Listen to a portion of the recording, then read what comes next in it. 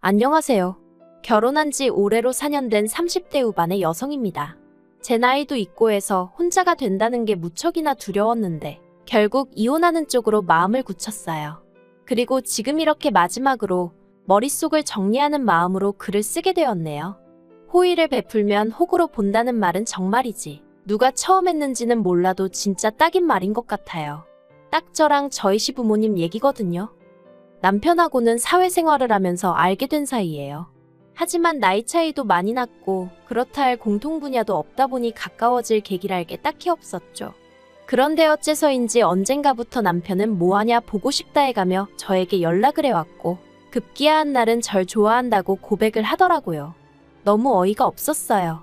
아무리 연상연하 커플이 유행이라지만 그게 제 이야기가 될 줄은 꿈에도 상상을 못했으니까요. 아무튼 처음에 저는 남편의 고백을 단칼에 거절했습니다. 그런데 남편은 쉽게 포기하지 않대요. 이후로도 거의 2년 가까운 시간 동안 한 번만 기회를 달라며 저에게 매달렸거든요. 그리고 남편의 한결같은 그리고 무조건적인 애정 공세에 저는 결국 마음의 문을 열게 되었죠. 남편의 조건은 제가 평소에 가지고 있던 제 나름의 기준에 미치지 못했지만 크게 개의치 않았습니다. 참고로 저희 남편에 대해서 이야기를 좀 해보자면 사업을 실패하신 시부모님 밑에서 자란 시부모님 눈에만 잘난 평범한 직장인 정도로 말할 수 있겠네요. 반면에 저는 제 입으로 이렇게 표현하기가 껄끄럽긴 하지만 그래도 꽤나 사는 집의 외동딸이었죠. 친정부모님은 두 분 다 강단에 서시는 분들이셨고 대대로 물려받으신 재산도 있으셨거든요. 그리고 그 재산의 일부를 저에게 일찍이 물려주신 덕분에 제 앞으로는 월세가 나오는 원룸도 몇 개 있었고 이와는 별개로 저도 남편처럼 직장을 다니고 있었으니 어떻게 들릴지 모르겠지만 제가 남편보다 나이가 많다는 점을 제외하고는 제가 남편에게 부족한 점은 없었다고 생각해요. 하지만 시댁에서는 제 나이를 흠잡아 결혼을 반대하셨고 친정에서는 반대까지는 아니었지만 그래도 시댁 형편이 어려우면 분명히 제가 스트레스를 받는 순간이 올 거라며 걱정 정도는 하시는 눈치셨어요. 하지만 어째서인지 시댁의 반대는 오래가지 않았습니다. 나중에 알고 보니 남편이 제가 가진 재산이라던가 그런 걸 시부모님에게 죄다 말씀을 드렸었다네요. 그러자 시부모님도 못 이긴 척 저희 결혼을 허락해 주셨던 거고요. 만약 이 사실을 결혼 전에 알았다면 시부모님의 검은 속내가 역겨워서라도 오히려 제가 이 결혼 안 하겠다 했을지도 모르는데 남편이 이런 이야기는 쏙 빼놓고 마치 자기가 시부모님을 간절히 설득하여 상황이 달라진 것 마냥 저에게 생쇼를 해댔으니 그때를 생각하면 남편이란 인간이 괘씸할 뿐이에요. 아무튼 어찌저찌 허락은 받아서 결혼 준비를 시작했는데 앞서 언급한 대로 시댁은 사업 실패로 가세가 무척이나 기울어져 있다 보니 결혼을 하는 데 있어서 어떠한 도움도 기대할 수 없는 상황이었습니다.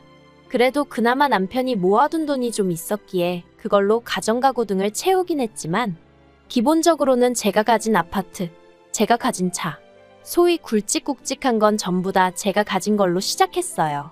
그래도 정말이지 시부모님한테 서운한 티 한번 내본 적 없었습니다. 그냥 없으니 그러셨겠지 하고 말았죠. 친정부모님도 말씀하시길 있는데 안 해주시는 것도 아니고 없어서 못 해주는 사람들 마음은 오죽하겠느냐며 저더러 그걸 탓하면 안 된다 하셨으니까요. 그리고 막상 결혼하고 살아보니 시부모님이 나쁘신 분들은 아니셨어요.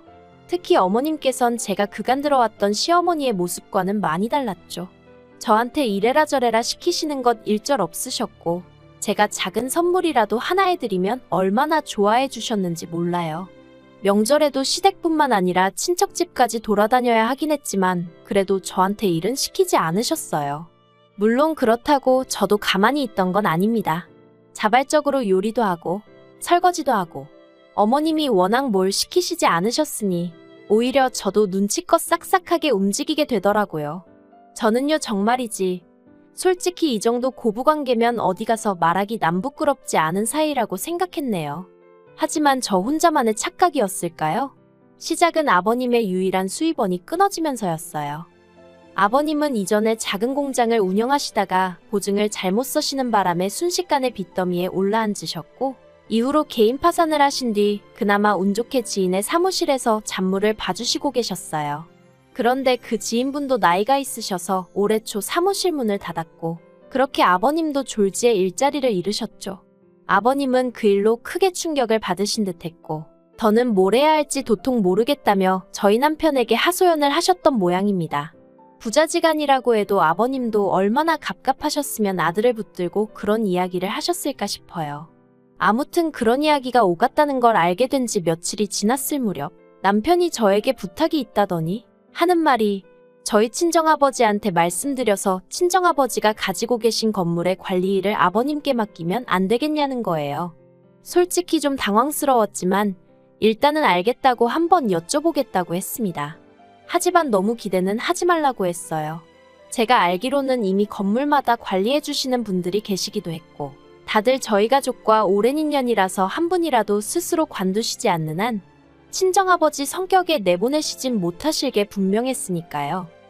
하지만 결론부터 이야기하자면 다행히 친정아버지 건물 중 한 곳의 관리인분이 와이프 되시는 분과 귀농을 하기로 했다는 소식을 전해온 참이었고 그래서 아버님께 관리직 일을 맡길 수 있게 되었습니다.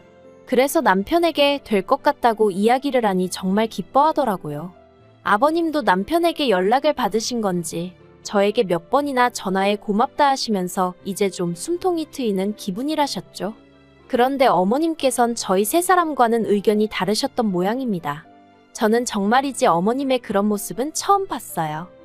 아버님께서 제 덕에 너무 기분이 좋으시다며 당신이 밥 한 끼 사시겠다고 한번 시댁에 오라셨습니다. 사실 남편과 결혼한 이후로 아버님이든 어머님이든 시부모님한테 밥을 얻어먹어 본 건 채 5번이 되지 않았어요.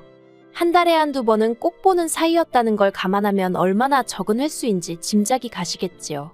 아무튼 그래서 남편이랑 가벼운 발걸음으로 시댁을 찾았는데 시댁 현관에 초인종을 누르자 어머님께서 나와 문을 열어주셨거든요. 그런데 어머님 표정이 정말 찬바람이 쌩쌩 분다는 게 이런 건가 싶은 게 비교적 둔한 성격의 남편도 대번에 어머님께 무슨 일 있냐고 여쭤볼 정도였으니까요. 게다가 집 안으로 들어서니 어째서인지 아버님 또한 어머님 눈치를 보느라 바쁘신 게 분명히 무슨 일이 있구나 싶대요. 하지만 저는 어쨌든 며느리니까 며느리의 임무라고 해야 하나? 아무튼 이 분위기를 어떻게든 살려봐야지 싶어서 원래 그런 성격이 아님에도 불구하고 너스레를 떨었어요. 두 분 다 왜 이렇게 힘이 없으시냐? 좋은 날인데 우리 나가서 맛있는 거 먹자. 아버님 저 너무 배고프다 뭐 사주실 거냐? 그러자 그때 어머님께서 네가 뭘 얼마나 대단한 일을 했다고 그러냐면서 저에게 핀잔을 딱 주시는 게 도대체 뭐지 싶은 거예요. 하지만 그렇다고 제가 어머님께 바로 짜증을 내기도 그래서 제가 혹시 뭐 실수한 거 있냐 있으면 말씀해달라 고치겠다 했습니다. 그랬더니 어머님께서 하시는 말씀이 그래 너 말 잘했다 하시더니 저더러 어떻게 그럴 수가 있냐며 소리를 지르셨어요. 어떻게 아버님더러 니네 아버지 건물에서 경비나 서라고 할 수 있냐면서 말이죠. 그리고는 내가 그동안 너한테 어떻게 했는데 너는 겨우 우리를 그 정도 취급밖에 안 하냐 하시면서 정말이지 뭐라고 할 말이 없더라고요. 그래서 제가 어머님께 그렇게 불편하게 생각하실 줄은 정말 몰랐다고 죄송하다고 사과를 드렸습니다. 저는 남편이 먼저 말을 꺼냈고 아버님도 좋아하셨기에 잘 됐다고만 생각했는데 어머님 입장에선 그게 그렇게 느껴지셨다니 정말 죄송하다고 다 없던 일로 할 테니 노여움 푸시라 했죠. 그리고 그날 저녁 결국 저녁을 얻어먹긴커녕 어머님 마음 달래드린다고 동네에서 제일 비싼 고깃집 가서 소갈비 사드리고 그러고 왔어요. 그런데 이튿날 아버님한테 전화가 왔는데 하시는 말씀이 어머님한테는 비밀로 하고 그냥 저희 친정아버지 건물에서 당신이 관리 일을 하면 안 되겠냐는 거예요. 제 입장이 정말 난처했습니다. 괜히 아버님 부탁을 들어드렸다가 어머님이 알게 되시면 그땐 저뿐만 아니라 저희 친정부모님까지 싫은 소리 듣게 되실 게 뻔할 뻔자였고 그렇다고 아버님 부탁을 거절하자니 앞으로 그럼 아버님과 불편해질 것 같은데 당연히 그 또한 제 입장에선 피하고 싶은 상황이었으니까요. 하지만 고민 끝에 저는 아버님께 그렇게는 안 될 것 같다고 했어요. 아버님도 어머님 반응을 보셔서 아시지 않으시냐? 저 어머님한테 또 혼나기 싫다. 아버님이 제 입장 좀 봐달라고 사정을 했죠. 그랬더니 아버님도 서운하신 기색이 역력하시긴 했지만 알겠다 하시더라고요. 그리고 일이 그렇게 마무리가 되었다고 생각했는데 그 일이 있고 한 달쯤 지났을 무렵이었어요. 어머님이 저희 부부한테 할 이야기가 있다며 시댁에 오라 하셨고 저희는 영문도 모른 채 시댁에 내려갔습니다.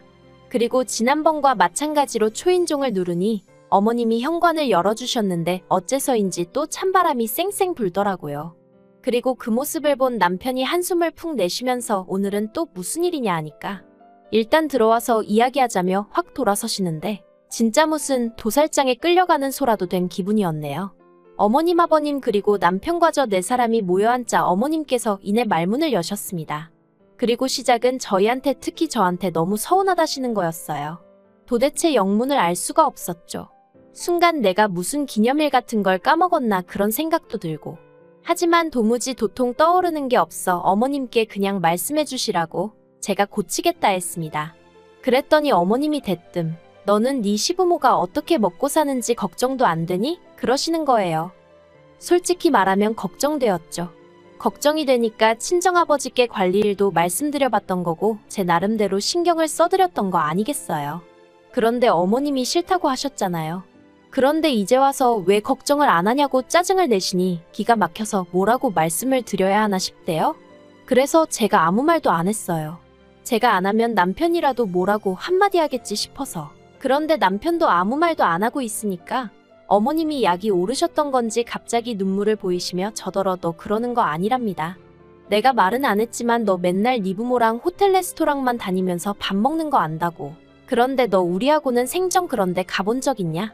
너 지난번에 네 부모하고 유럽 여행 갔다 왔지 않냐? 그래놓고 우리하고는 제주도 갔다 오지 않았냐? 솔직히 소름 끼쳤어요. 겉으로는 매번 괜찮다 괜찮다 하셔놓고 속으론 하나씩 전부 다 비교하고 계셨다는 거잖아요. 게다가 말이 나왔으니 말이지만 친정부모님과 좋은 식당에 다닌 건 사실이에요. 하지만 비용을 전부 친정부모님이 내셨으니 두 분 취향에 맞춰서 움직인 것뿐입니다. 여행도 마찬가지예요. 모든 경비를 친정부모님이 부담해 주셨고 저희는 기념품하고 시부모님 선물 살 때만 돈 썼어요. 참고로 유럽 여행에서 돌아올 때 어머님 명품백 사다 드렸고요. 그런데도 어머님이 계속해서 가족여행 다녀와서 좋았냐 어쨌냐? 하도 눈치를 주셔서 그래서 어머님 아버님 모시고 제주도라도 다녀오게 된 거예요. 그리고 이때 저희 시부모님 당연하다는 듯 저희 주머니만 바라보고 계셨는걸요. 그런데 그걸 그렇게 비교를 하고 계셨다니 어이가 없었습니다. 하지만 가타부타 일일이 설명을 하기도 뭐하고 하고 싶지도 않아서 그냥 듣고만 있었어요. 그런데 저희 어머님은 하고 싶으신 말씀이 많으셨던 모양입니다. 그쯤에서 끝내시지 않고 덧붙이시기를 시부모도 부모라면서 앞으로 당신들 생활비로 달에 200만 원씩 보내래요. 저희 친정부모님이 만약 이런 상황이면 모른 척 했겠냐고. 아니 네가 200만 원만 주고 말았겠냐면서 정말이지 더는 안 되겠다 싶어서 결국 한마디 했습니다. 어머님 말씀대로 시부모도 부모인데 어째서 시부모님은 저희를 챙겨주시기는커녕 저희한테 받으실 궁리만 하시느냐고. 저희 친정부모님은 가진 거 하나라도 더 주지 못해서 안달이신데 어쩌면 이렇게 다르냐 했죠. 그랬더니 어머님이 적어보라고 그동안 잘해준 거 하나 소용없다면서 저더러 이제껏 속으로 그딴 생각이나 하고 있었으니 저런 말이 나오는 거라며 생사람을 잡으시더라고요. 더는 대화를 해봤자 말이 통할 것 같지 않아 자리에서 먼저 일어났습니다. 그리고 남편에게 어머님 아버님하고 대화 잘 나누고 오라고 한마디 하고 먼저 돌아서서 나오는데 남편이 쫓아나오더라고요. 그리고는 이렇게 가면 어떡하냐면서 얘기를 좀 하자더니 한다는 말이 솔직히 자기도 어머님이 심하신 거 안 돼요. 도가 지나치셨고 자기가 대신해서 사과하겠다고요. 그런데 저는 며느리라 모르겠지만 자기는 아들이라서 그런가 자기 부모님 입장이 이해가 안 가는 건 아니랍니다. 저더러 생각해보라면서 저희 부모님은 삐까뻔쩍하게 해놓고 사시는데 어머님 아버님은 그렇지 못하니 얼마나 자존심이 상하셨겠냐고 황당하더라고요. 어머님 아버님이 왜 당신들 스스로를 저희 친정부모님과 비교를 하시는 건지도 모르겠고 설령 비교하시고 속상하셨다고 한들 그게 저나 저희 친정부모님의 잘못도 아닌데 왜 저에게 화를 내시는 건지도 이해가 안 됐으니까요. 그런데 남편은 계속해서 그러니까 그냥 불쌍한 사람들이다 생각하고 한 달에 200씩 드리잡니다. 원룸 3개 월세 합치면 그 정도 되지 않냐면서 그 돈은 제가 힘들게 노력해서 버는 돈도 아니니 괜찮지 않냐고. 우리는 그거 없어도 살잖아 하는데 어이가 없었죠. 그래서 싫다고 했어요. 이러나 저러나 친정부모님이 나 여유있게 마음 편히 지내라고 주신 건데 그렇게는 못 드린다 했습니다. 그리고 당장 우리 친정부모님도 아직 현역에서 일하고 계시는데 아버님 어머님은 왜 못하시냐? 두 분도 뭐든 찾아서 하시라고 해라. 두 분이 버셔도 부족하면 내가 그때 가서 생각은 해보겠다. 하지만 아무것도 안 하고 계시면서 무턱대고 나한테 생활비를 달라 하니 당신이 듣기에도 억지스럽지 않냐? 그러자 남편 얼굴색이 울그락불그락 하더니 저한테 정말 너무하대요. 자기가 이렇게까지 자존심 버리고 부탁을 하는데 그러면 좀 못 이긴 척 드릴 수 있는 거 아니냐면서? 저더러 돈이라면 환장을 한 거냐고. 세상엔 돈보다 중요한 게 많다나요? 그리고는 자기가 어떻게든 어머님 아버님한테 제 이야기를 잘해주려고 했는데 미워서 그러기 싫답니다. 이참에 어머님 아버님한테 점수가 왕창 깎였을 텐데 저더러 알아서 하래요. 이제 어머님이 시집살이 시키셔도 자기는 제 편도 안 들어줄 거고 저희 친정부모님한테도 싹싹하게 안 하겠답니다. 제가 먼저 양가부모님을 차별하니까 자기도 저희 친정부모님하고 시부모님을 달리 대하겠다나요? 그래서 그러라 했어요. 그럴 거면 사위는 뭐하러 하냐? 나는 뭐하러 니네 집 며느리하고. 이참에 다 때려치자고 했죠. 그리곤 열받아서 혼자 차 끌고 집에 왔습니다. 그리고 정말 어이없게도 남편이 집에 안 들어왔어요. 회사에 출근은 했는지 어쨌는지 모르겠지만 아무튼 4일이란 시간 동안 집을 비웠죠. 남편은 제가 전화라도 해서 어르고 달랠 줄 알았던 모양인데 저는 그럴 생각이 조금도 없었습니다. 어찌나 생각할수록 괘씸하던지 남편에게 이혼하자 했고 어머님 아버님께도 마음에 드는 새며느리 보시라 저는 이 며느리 자리 내려놓겠다 문자를 보내놓은 상황이에요. 남편은 어디 한번 해보자고 답장이 왔는데 제가 부양 의무를 져버렸으니 이혼의 귀책 사유가 저한테 있다나요? 어이가 없어서 그래 정말 해볼 테면 해보자고 했습니다. 그렇게 자기 부모 안쓰러우면 지가 투잡스리잡을 뛰어서라도 생활비 대드리던가 왜 남의 부모님 재산으로 자기 부모 뱃속을 채우려 드는지 진짜 생각할수록 심보도 그런 심보가 없다 싶네요.